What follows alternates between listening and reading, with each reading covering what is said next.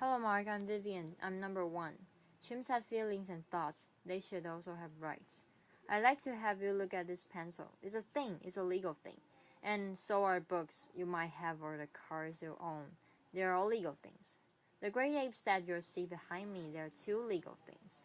Now, I can do that to a legal thing. I can do whatever I want to my book or my car. These great apes you'll see, the photographs are taken by a man named James Mollison, who wrote a book called James and Other Apes. And he tells in his book how every single one of them, almost every one of them, is an orphan who saw his mother or father die before his eyes. They're legal things. So for centuries, there's been a great legal wall that separates legal things from legal person. On one hand, legal things are invisible to judges. They don't court in law. They don't have any legal rights. They don't have the capacity for legal rights. They are the slaves. On the other side of that legal wall are the legal persons. Legal persons are very visible to judges. They court in law. They may have many rights. They have the capacity for an infinite numbers of rights. And they're the masters. Right now, all non-human animals are legal things. All human beings are legal persons. But being human and being a legal person has never been, and is not today, synonymous with a legal person. Humans and legal persons are not synonymous. On the one side, there have been many human beings over the centuries who have been legal things. Slaves were legal things. Women and children were sometimes legal things. Indeed, a great deal of civil rights struggle over the last centuries has been to punch a hole through that wall and begin to feed these human things through the wall and have them become legal persons.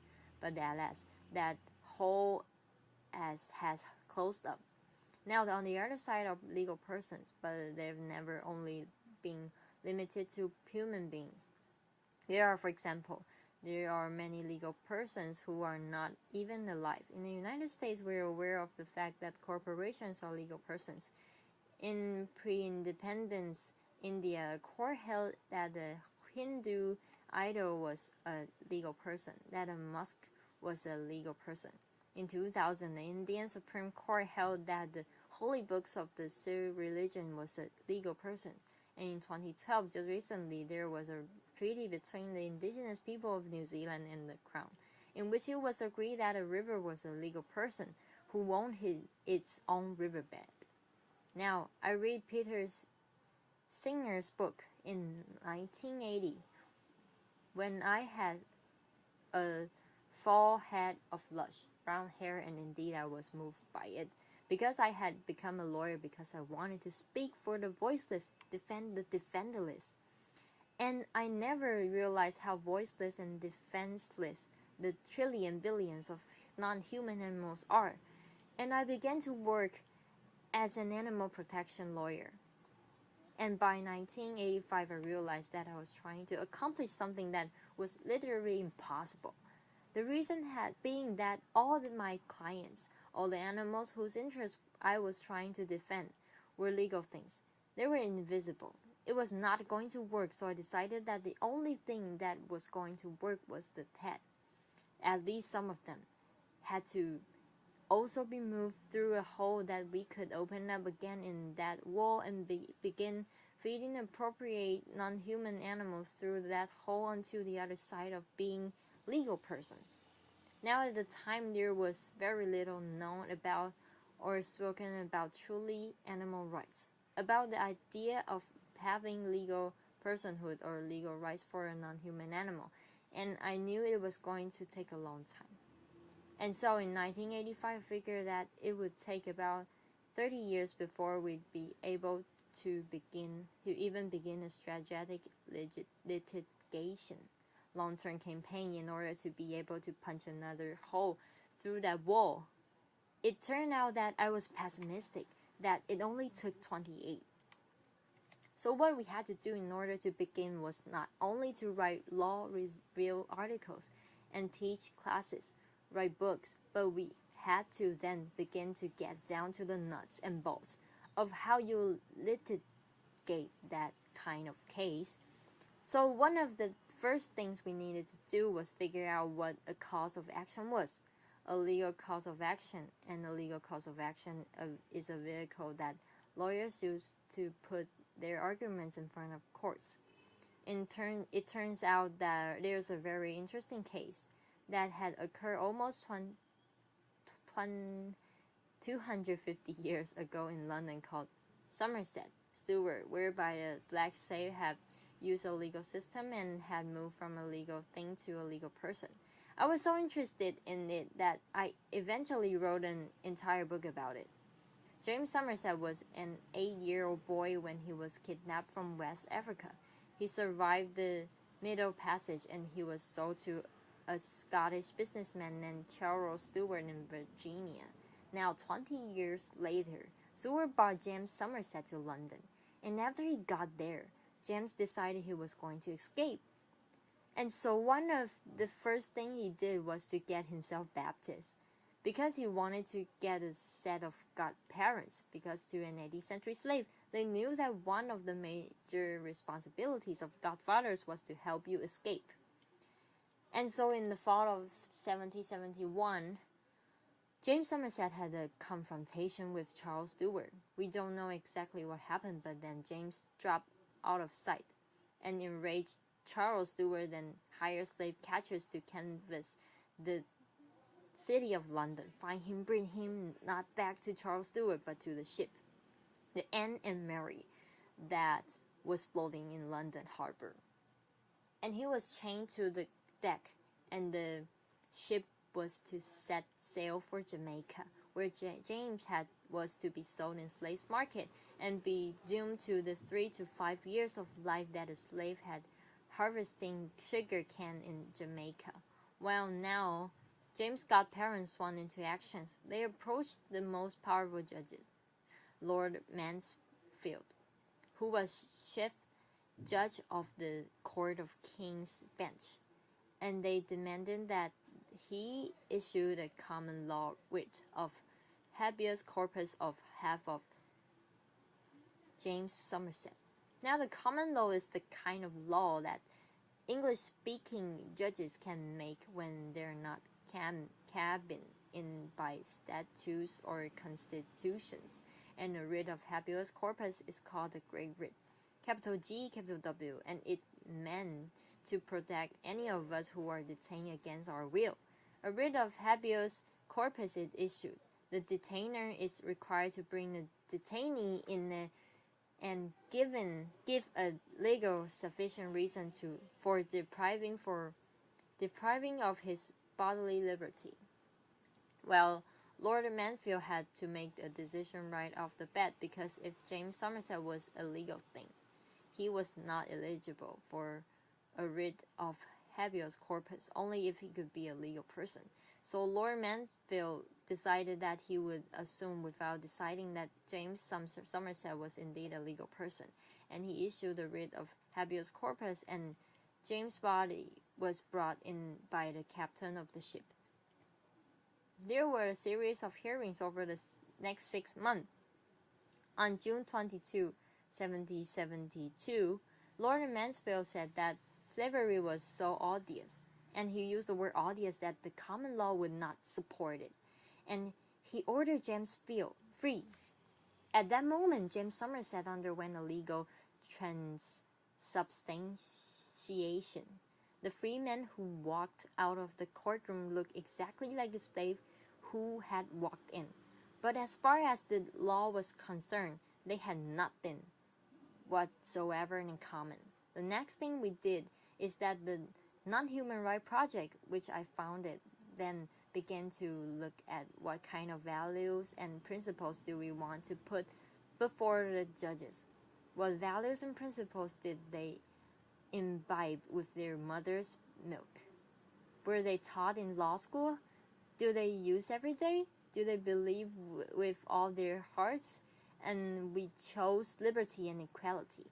Now, liberty right is the kind of right to which you're entitled because of how you're put together, and a fundamental liberty right protects a fundamental interest, and the supreme interest in the common law are the rights to autonomy and self-determination. So they are so powerful that in the common law country, If you go to a hospital or you refuse life-saving medical treatments, a judge will not order it forced upon you because they will respect your self-determination and your autonomy. Now, an equality right is the kind of right to which you're entitled because you resemble someone else in a relevant way. And there's a relevant way. So if you are that, then because they have the right, you're like them, you're entitled to the right. Now, courts and legislatures draw lines all the time. Some are included, some are excluded, but you have to. At the bare minimum, you must. That line has to be a reasonable means to a legitimate end. The Non-Human Rights Project argues that drawing a line in order to enslave an autonomous and self-determined being like you're seeing behind me, that's a violation of equality. We can search through 80 jurisdictions. It took us 7 years to find the jurisdiction where we wanted to begin filling our first suit. We chose the state of New York. Then we decided upon who our plaintiffs are going to be. We decided upon chimpanzee, not just because Jane Goodall was on our board of directors, but because Jen and others had studied chimpanzees intensively for decades. We know the extraordinary cognitive capability that they have, and they also resemble the kind that human beings have. And so we chose chimpanzee, and we began to then canvass the world to find an expert in chimpanzee cognition. We found them in Japan, Switzerland, Germany, Scotland, England, and the United States. And amongst them, they wrote 100 pages of affidavits in which they set out more than 40 ways in which their complex cognitive capability, either individually or together, all added up to autonomy and self-determination. Now, these included, for example, that they were conscious, but they're also conscious that they're conscious. They know they have a mind. They know that others have a mind. They know they're individuals and that they can live. They understand that they lived yesterday and they will live tomorrow. They engage in mental time travel. They remember what happened yesterday. They can anticipate tomorrow, which is why it's so terrible to imprison a chimpanzee, especially alone. It's the thing that we do to our worst criminals, and we do that to chimpanzees without even thinking about it. They have some kinds of moral capacity. When they play economic games with human beings, they'll spontaneously make fair offers even when they're not required to do so. They are the numerates. They understand numbers. They can do some simple math. They can engage in language or to stay out of the language wars. They're involved in intentional and referential communication in which they pay attention to the attitudes of those with whom they are speaking. They have culture. They have a material culture, a social culture. They have a symbolic culture. Scientists in the Ta forest in the Ivory Coast found chimpanzees who were using these rocks to smash open the incredibly hard hulls of nuts. It takes a long time to learn how to do that, and they excavated the area and they found that this material culture, this way of doing it, these rocks had passed down for at least 4,300 years through 225 chimpanzee generation.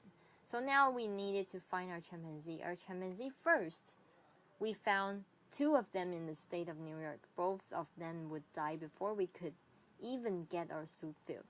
Then we found Tommy. Tommy is a chimpanzee. You see him behind me. Tommy was a chimpanzee. We found him in a cage. We found him in a small room that was filled with cages in a large warehouse structure on a used trailer lot in central New York. We found Kiko, who is partially deaf. Kiko was in the back of a cement storefront in western Massachusetts. And we found Hercules and Leo. They are 2 young male chimpanzees who are being used for biomedical and anatomical research at Stony Brook. We found them. And so on the last week of December 2013, the Non-Human Rights Project filed 3 suits all across the state of New York using the same common law writ of habeas corpus argument that had been used with State James Somerset, and we demanded that the judges issue these common law writs of habeas corpus. We wanted the chimpanzee out, and we wanted them brought to save the chimps, a tremendous chimpanzee sanctuary in South Florida, which involves an artificial lake with 12 or 13 islands.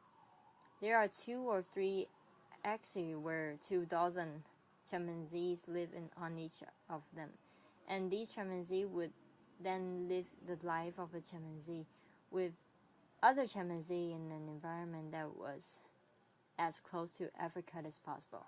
Now all these cases are still going on. We have not yet run into our Lord Mansfield. We shall. This is a long-term strategic litigation campaign. We shall. And to quote Winston Churchill, the way we view our cases is that they are not the end. They are not even the beginning of the end, but they are perhaps the end of the beginning. Thank you.